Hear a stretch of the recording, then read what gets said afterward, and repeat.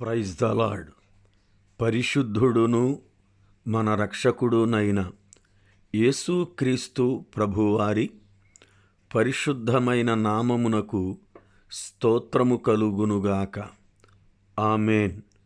ప్రభునందు ప్రియులారా, ఈ దినము అక్టోబర్ 27 శుక్రవారపు ఉదయకాలము వేళ దేవుని వాక్యము వింటున్న మీ అందరికీ దైవజనునిగా living prayer fellowship ministries international సహవాసము యొక్క పరిచర్య పక్షముగా నా హృదయపూర్వకమైన శుభములు. ప్రభువు మిమ్మును ఆశీర్వదించి క్షేమకరముగా కాపాడునుగాక. మీ కుటుంబములలో సమాధానమును, రక్షణ ఆనందమును ప్రభువు అనుగ్రహించునుగాక. మీ ప్రతి ప్రార్థనకును దేవుడు తగిన సమాధానమును అనుగ్రహించి మిమ్మును తన కృపతో నింపునుగాక. ఆమేన్. ప్రభునందు ప్రియులారా, మనము ప్రతిదినం కీర్తన గ్రంథము నుండి వాక్యాన్ని వింటున్నాం. వాక్యము మనలను ప్రభు దగ్గరకు చేరుస్తుంది. వాక్యము పరిశుద్ధతలో నుండి అధిక పరిశుద్ధతలోనికి మనల్ని నడిపిస్తుంది. పరలోక రాజ్యం చేరాలి అంటే వాక్యమే మార్గం, ఇక వేరే మార్గమేది కూడా లేదు. భక్తి అనంటే లోకములో ఏదో స్వలాభమును అపేక్షించి చేసేది కాదు. భక్తి అనేది ముక్తిని పొందడానికి ఒక మార్గం. ఈ భక్తి ఎంతో శ్రేష్టమైనది. ఇది పరిశుద్ధమైన మార్గం. ఈ మార్గములో అనేక మంది వెళ్ళాలని ప్రయత్నిస్తారు, కానీ ఇది ఇరుకైనందువల్ల అనేక మంది ప్రవేశించలేక ఆగిపోతారు.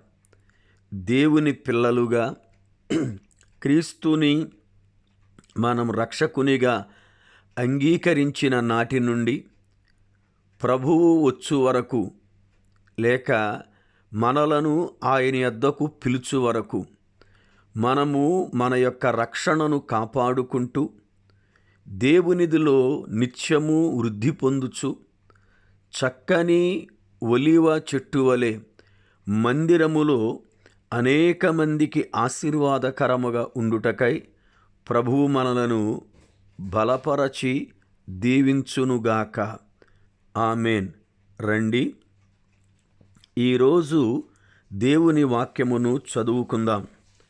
కీర్తనల గ్రంథము 26వ కీర్తన 12వ చరణం. సమభూమిలో నా పాదము నిలిపియున్నాను, సమాజములలో యెహోవాను స్తుతించెదను. ప్రార్థన. సర్వకృపానిధివైన పరమ తండ్రి, మీకు వందనాలు, స్తోత్రాలు చెల్లిస్తున్నాను.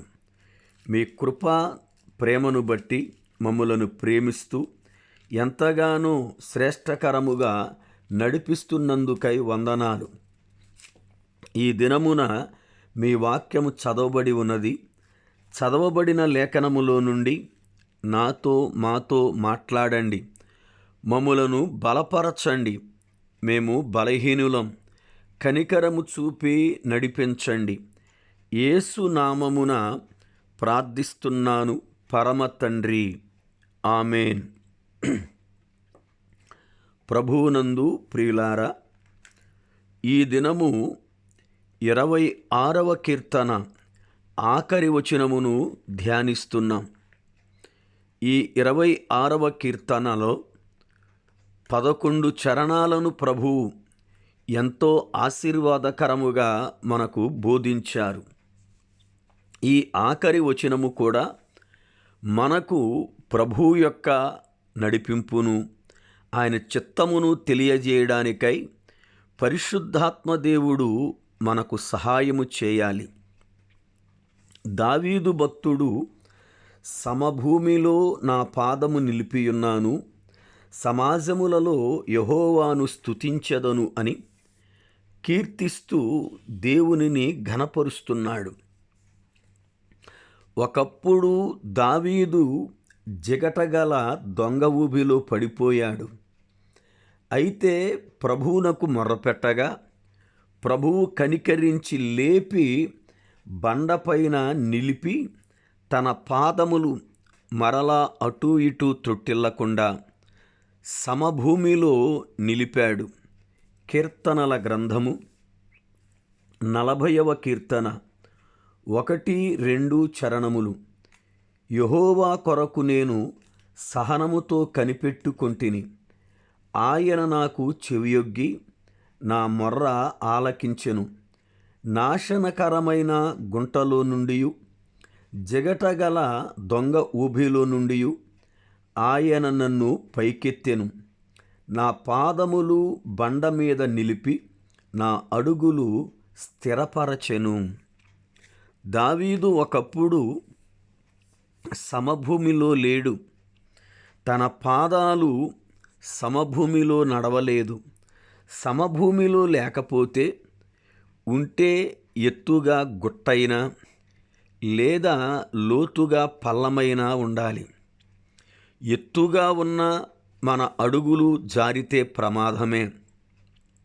లోతుగా ఉన్న మన అడుగులు త్రుట్టిల్లితే ప్రమాదమే. అందుకే మన పాదము సమభూమిలో నిలవాలి. అయితే దేవుని వాక్యమును బట్టి పాదములు అనేవి మనిషి నడవడికను ప్రవర్తనను జ్ఞాపకం చేస్తున్నాయి. దావీదు ఒకప్పుడు అనుకోని రీతిగా బలహీనుడయ్యాడు. వాక్యమును ప్రతిదినం చదువుతున్నా, దావీదు దినమునకు ముమ్మారు ప్రార్థిస్తూ ఉన్నా, 7 పర్యాయాలు స్తుతిస్తూ ఉన్నా, నిత్యము దైవ పారాయణం చేస్తూ ఉన్నా, దావీదు ఊహించని రీతిగా త్రుటిల్లిపోయాడు. కారణం మనుషుడు బలహీనుడే.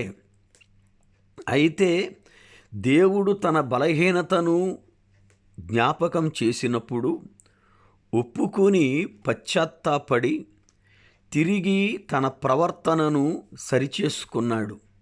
సమభూమిలో నిలిచాడు. అందును బట్టి దేవుణ్ణి స్తుతిస్తూ ఉన్నాడు. ప్రియులారా, నేడు అనేక మంది దేవునిని స్తుతిస్తూ ఉంటారు. చాలామంది అయిన దానికి కాని దానికి కూడా స్తోత్రమని, హల్లెలూయా అని వాళ్ళు దేవుణ్ణి ఘనపరుస్తూ ఉంటారు. అయితే ప్రప్రథముగా మనం దేవునిని ఘనపరచవలసిన కారణమేమిటి? రోమాపత్రిక 6వ అధ్యాయము 18వ వచనమునందు పౌలు గారు రోమా సంఘానికి పత్రిక రాస్తూ ఇలాగు సెలవిచ్చారు. ఒకప్పుడు పాపమునకు దాసుడనైతిని. అయితే పాపము నుండి నన్ను ప్రభువు విమోచించి నీతికి దాసునిగా చేశాడు.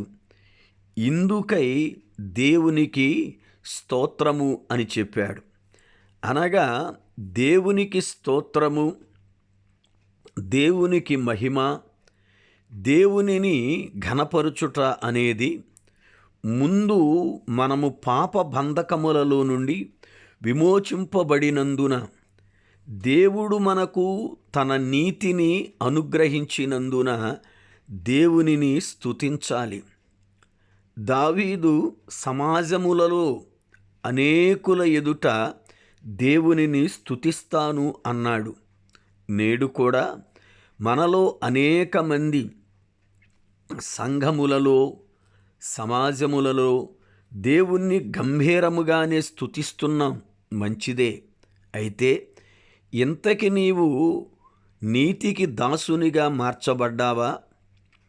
నీతిమంతునిగా క్రీస్తు రక్తము చేత కడగబడి పాపము నుండి విమోచించబడ్డావా? నీవు నీతికి దాసునివి కాకుండా ఇంకా పాపబంధకాలలోనే నిలిచియుండి దేవునిని స్తుతిస్తే దానివల్ల ప్రయోజనమేమి? దేవునిని ఆరాధించే దూతలు పరిశుద్ధులు. వాళ్ళు పరిశుద్ధత కలిగిన వారై పరిశుద్ధుడైన దేవుని సముఖమందుండి పరిశుద్ధుడైన దేవుణ్ణి పరిశుద్ధుడు పరిశుద్ధుడు పరిశుద్ధుడు అని ఆరాధిస్తున్నారు. మనము ప్రభువుని పరిశుద్ధుడు పరిశుద్ధుడు అని ఆరాధించాలంటే మనము కూడా పరిశుద్ధులుగా మార్చబడాలి. మనము కూడా పరిశుద్ధ స్థలమందు నిలిచి ఉండాలి. అప్పుడు మన స్తుతి దేవునికి ధూపమోలే వెళుతుంది. దేవుడు సంతోషిస్తాడు. స్తుతి ద్వారా గొప్ప కార్యాలు పరిశుద్ధ గ్రంథమునందు జరిగినట్లుగా చూస్తాం. స్తుతి అనేక మంది పరిస్థితులను మార్చివేసింది. స్తుతించుట వలన అనేక మంది వారి జీవితాలలో గొప్ప కార్యాలను పొందుకున్నారు. స్తుతి ఆశీర్వాదానికి తొలిమెట్టు. కానీ మనలో చాలామంది ఎంత స్తుతిస్తున్నా ఎందుకు గొప్ప కార్యాలు చూడటలేదు? ఎందుకు ఆశీర్వాదం పొందటలేదు? ఎందుకు మన జీవితములో స్తుతి దేవునికి నైవేద్యముగా ఆయన పాదాల చెంతకు చేరటలేదు అంటే మనము స్తుతిస్తున్నాము కానీ సమభూమిలో మన పాదములు నిలువలేదు. అనగా మన ప్రవర్తన సరిగ్గా లేదు. ఏదో విషయములో బలహీనులమే. ప్రతి మనుష్యుడు ఎంత గొప్ప ఆత్మపూర్ణుడైనా ఏదో విషయములో బలహీనుడవుతూనే ఉన్నాడు. ఆ బలహీనతలు ప్రభువు వహించి కలువరి శిలువలో దానిని తొలగించి మనకు శక్తిని అనుగ్రహించడానికి పరిశుద్ధాత్ముణ్ణి పంపించారు. పరిశుద్ధాత్మను మనము పొందుకుంటే ఆయన మనలను బలవంతులుగా శక్తిమంతులుగా నిలిపి ఎప్పుడూ పడిపోకుండా మన ప్రవర్తనను చక్కదిద్దుకోవడానికై కృప అనుగ్రహిస్తాడు. అట్టి కృప ప్రభువు మనకు దయచేయునుగాక. ఆమేన్.